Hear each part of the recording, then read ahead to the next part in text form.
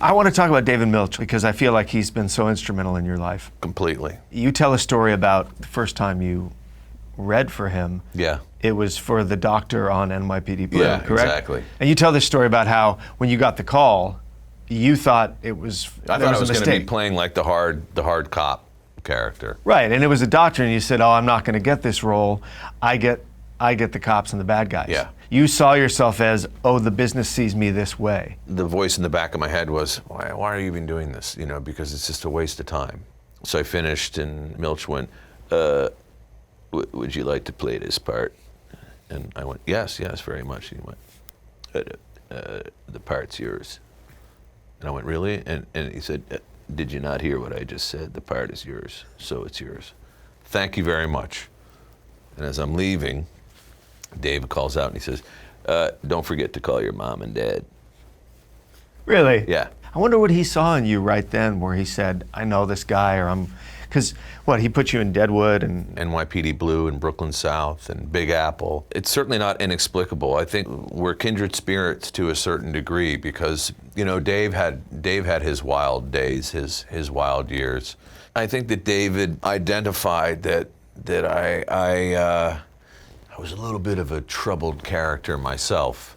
What I will say in my experience with him, David has always presented me with characters that completely changed me as an actor, in which I would learn a staggering amount about not only myself as an individual, but also as an actor.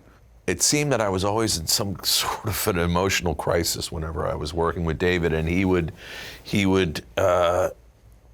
somehow help me to exercise that demon and that pain or whatever the scenario was through a character. Well, you've been pretty open about it. I mean, I think you told the story about getting a call from your wife that she was divorcing you on going to start the second season of Deadwood. Yeah.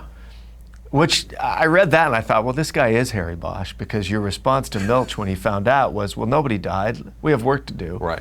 Given that story and what he chose to do in the aftermath of that for you, was that an example of what you're talking about, of him finding ways for you? Yeah, because I mean, David, knowing me, that I don't ever use, I mean, I'm not a method actor in the classic sense of the word, but I don't use my personal life experience in my work, because for me, that's not acting. But as I was going through this divorce, and it was painful, I was 3,000 miles away from my sons, and it was very, very difficult. What David did was, he had the Miss Isringhausen character sort of betray Silas Adams, who... Your character on Deadwood. Yeah, the character on Deadwood.